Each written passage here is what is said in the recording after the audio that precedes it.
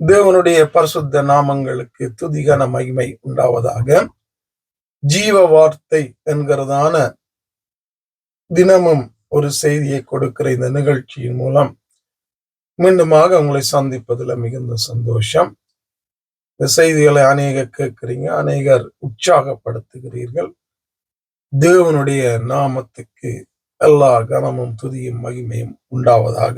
தொடர்ந்தும் ரோமர் 13ஆம் அதிகாரத்தில கடந்த செய்தியில அந்த அன்பு கூறுகிற காரியத்தை பார்த்தோம். சபைகளில இந்த அன்பு காணப்படுகிறது மிகவும் அரிது, குறைவாக இருக்கிறது என்று பார்த்தோம். தொடர்ச்சியாக 8வது வசனம் பின்பகுதியில பிறனிடத்தில் அன்பு கூறுகிறவன் நியாய பிரமாணத்தை நிறைவேற்றுகிறான். பிறரிடத்துல அன்பு கூறுகிறவர்களையே நியாய பிரமாணத்தை நிறைவேற்றுகிறீங்க என்பதாக அங்கு சொல்லப்பட்டிருக்கிறது. நியாய பிரமாணம் என்றால் ஆண்டவர் மோசேயை கொடுத்த தேவனுடைய வார்த்தை, கட்டளை, நியாய பிரமாணம். அப்ப பிறரிடத்துல அன்பு கூறுகிறவர்களே நியாய பிரமாணத்தை நிறைவேற்றுகிறாள்னு சொன்னா,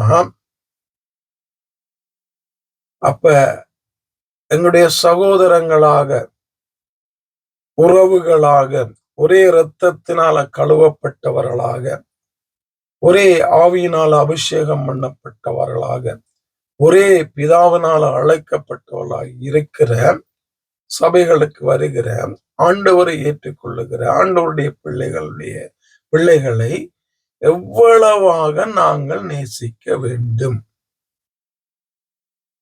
என்பதை கொஞ்சம் யோசிச்சு பார்க்கணும். அங்க பார்த்தா தங்களை நேசிக்கிறவங்களையே நேசிக்கிற கூட்டங்கள் தான் அதிகம். தங்களை கூப்பிடுகிறவங்களைத்தான் அவங்களும் கூப்பிடுவாங்க. தங்களோட கதைக்கிறவங்களை, போன் பண்ணி கதைக்கிறவங்களைத்தான் அவங்களும் கதைப்பாங்க. மற்றவங்களெல்லாம் கணக்கெடுக்க மாட்டாங்க. ஆனா என் ஆண்டவர் இங்கே சொல்றாரு, பிறனிடத்தில் அன்பு கூறுகிறவனே நியாய பிரமாணத்தை நிறைவேற்றுகிறான். இதுல இன்னும் பரிதாபமான வேதனைக்குரிய ஒரு காரியம் என்னன்னா, ஊழியம் செய்கிற ஒரு ஊழியக்காரன் இன்னொரு ஊழியக்காரனை நேசிக்க முடிகிறது இல்லை. அநேக நேரங்கள்ல நீ அந்த சபைக்கு போகாத, அங்க போனா இங்க வராத. அநேக நேரங்கள்ல ஒரு ஊழியக்காரன் இன்னொரு ஊழியக்காரனை அவரோட கதைக்கிறது கிடையாது. அநேக நேரங்கள்ல இன்னொரு ஊழியக்காரனை குற்றப்படுத்துகிற, பிழையாக பேசுகிற, எதிர்க்கிற, வெறுக்கிற காரியங்கள் ஊழியக்காரங்க மத்தியில இருக்கு இந்த நாட்கள்ல. ஆண்டவர் என்ன சொல்லுகிறார்? அன்பு கூறுங்க, நேசிங்க. அவர் எங்களை நேசிச்சபடியாத்தான் தன்னுடைய ஜீவனை கொடுக்கும்படியாய், இரத்தத்தை கொடுக்கும்படியாய், பாடுகளை அனுபவிக்கும்படியாக, மீட்கும்படியாக வந்தாரு. அந்த அன்பு கூர்ந்திருக்கிற தெய்வம் எங்களையும் அந்த அன்புல வாழும்படியாக அவர் விரும்புகிறார், எதிர்பார்க்கிறாரு. அன்பு கூறுகிற நாங்க கண்டிப்பாக அன்பு கூற வேண்டும். அதே நேரத்துல ஒருவர் வேதத்துக்கு புறம்பாக ஒரு காரியத்தை செய்வாரா இருந்தால் அதை அவருக்கு உணர்த்த வேண்டிய ஒரு கட்டாயத்தை வேதம் தெளிவாக சொல்லுகிறது. இதை அன்புக்குள்ள கொண்டு அதை உணர்த்தும் போது, அதை சொல்லும் போது, இவர் அன்பில்லாம குற்றப்படுத்துகிறார், குறை கூறுகிறார் என்று கதைக்கிறது புறம்பான ஒரு காரியம். மத்தேயு 23 போய் படிச்சு பாருங்க. சதுசேயர் வேத பாரகரை குறித்து ஆண்டவர் சொல்லுகிற காரியங்கள். ஏன் சொல்றாரு? நீ வேதத்துக்கு புறம்பாக செய்கிறபடியா அதை செய்யாதபடி சரியாக செய். அவர்களை அன்பு கூறுகிறபடியா தான் அதை சொல்றாரு.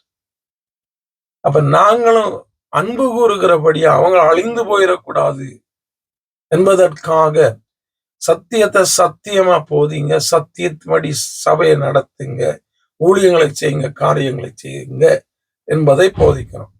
அன்பின் நிமித்தம் தான், வேற ஒண்ணும் கிடையாது. யாரும் அழிந்து போயிடக்கூடாது. எல்லாரும் தேவ சமூகத்துல நிக்கணும், வரணும், நித்தியத்துல இருக்கணும். இது ஆண்டவர் விரும்புகிறார்.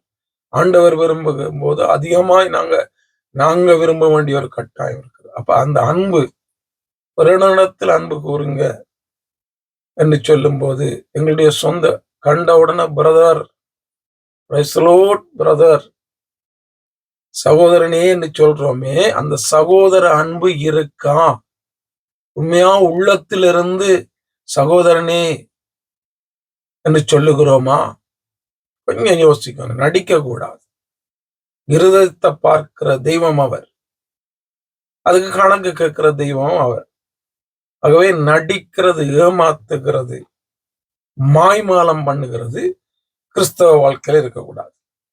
ஆகவே இதை அறிந்து, அந்த அன்பை உணர்ந்து புரிந்து, உண்மையாய் உள்ளத்திலிருந்து அன்பு கூர்ந்து வாழ, ஊழியங்களை செய்ய, தேவனை பிரதிபலிக்க ஆவியானவர் எனக்கும் உங்களுக்கு உதவி செய்து வழி நடத்துவாராக. ஆமென்.